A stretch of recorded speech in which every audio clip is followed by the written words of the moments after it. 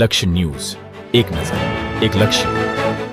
આજથી ગણેશ ચતુર્થીનો પ્રારંભ. એકદંત સીધી સૂંઢના ગણપતિની મૂર્તિ આવેલી છે. સર્પની જનોઈ ધારણ કરેલી છે. સમગ્ર રાજ્યમાં એક જ જગ્યાએ આવેલી છે આ મંદિર.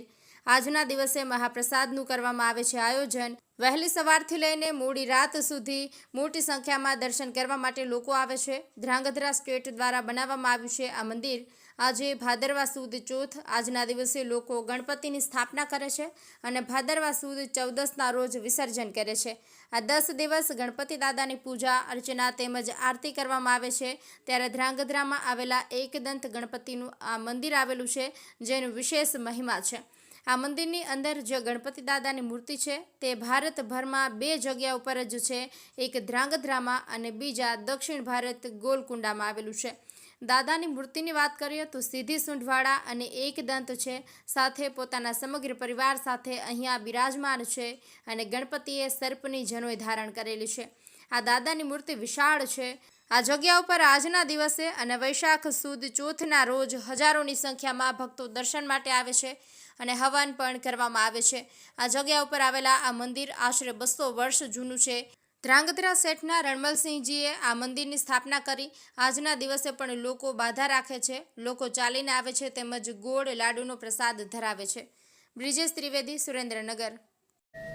જય ગણેશ. હું બોમ્બે રહું છું અને દર ચોથે 40 વર્ષથી અહીંયા આવું છું. આ ગણપતિ દાદા ઉપર મને ખૂબ જ આસ્થા છે અને દરેક કાર્ય ગણપતિ દાદા બધાની ઈચ્છાઓ પૂર્ણ કરે છે.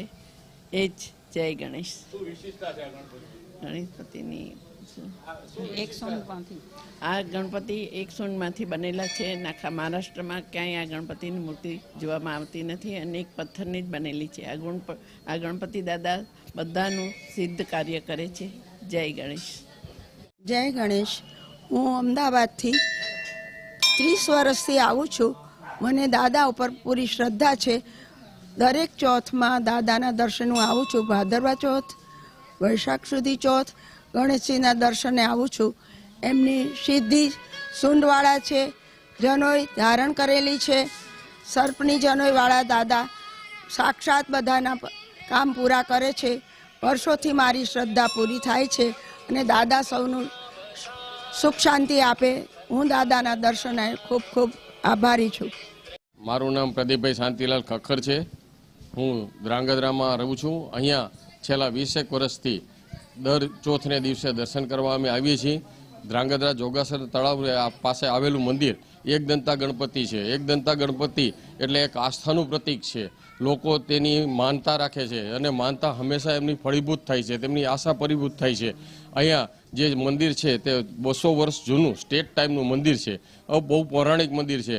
ભારતભરની અંદર એકદંતા ગણપતિના ફક્ત 2 મંદિર આવેલા છે. તેમાં પણ ધ્રાંગધ્રાની અંદર જે એકદંતા ગણપતિનું મંદિર આવેલું છે તે ફક્ત એક જ પથ્થરમાંથી સીધી સૂંઢનું બનેલું ગણપતિ છે, જે બીજે ક્યાંય પણ જોવા મળતું નથી. અહીંયા આવી લોકો દર્શન કરે છે. દર્શન કરી પોતાની માનતા, પોતાની આશા ફળીભૂત થાય છે અને લોકો અહીંયા આવીને દર્શનની ધન્યતા અનુભવે છે. કૌશિકભાઈ નરોત્તમદાસ વ્યાસ, અહીં ધ્રાંગધ્રા એકદંતા ગણપતિ દાદાના દેવસ્થાનના પૂજારી. આ દેવસ્થાન જે છે એ રાજા મહારાજા શ્રી શ્રેષ્ઠના શ્રી રણમલસિંહજી રાજાએ પોતે આ દેવસ્થાનની પ્રતિષ્ઠા કરેલી છે. આ દેવસ્થાનની સાથે સાથે મોટું જળાશય પણ અષ્ટકોણાકાર આવેલું છે. શ્રીયંત્રના બેઝ પર આવેલું છે અને આ મૂર્તિની વિશેષતા એ છે કે આ સીધી સૂંઢના ગણપતિ છે. ગણપતિની મૂર્તિ એક જ પથ્થરમાંથી કંડારાયેલ છે. ગણપતિની મૂર્તિની આજુબાજુ 2 એમની નારી છે, શુદ્ધિ બુદ્ધિ એટલે કે રીતિ સીધી 2 પત્નીઓ છે સાથે. અને ગણપતિને વિશેષ કરીને એમને યજ્ઞોપવિત સર્પની ધારણ કરેલી છે. આપણે જેમ કહીએ છીએ કે હે સર્પધારી, એ આ ગણપતિ દાદા વિશેષ કરીને યજ્ઞોપવિત સર્પની એમને પોતે ધારણ કરેલી છે. ગણપતિને બાજટ પર 2-3 મૂષકોની સવારી પર ભગવાન બિરાજમાન છે અને ભગવાન એકદંત છે. એક જ પથ્થરમાંથી કંડારાયેલી મૂર્તિ છે. ભારત વર્ષમાં 2 જ જગ્યાએ છે, ગોલકુંડા ખાતે અને અહીં ધ્રાંગધ્રા સ્ટેટ ખાતે મૂર્તિ બિરાજમાન છે. અસ્તુ એકદંતા ગણપતિ મહારાજ.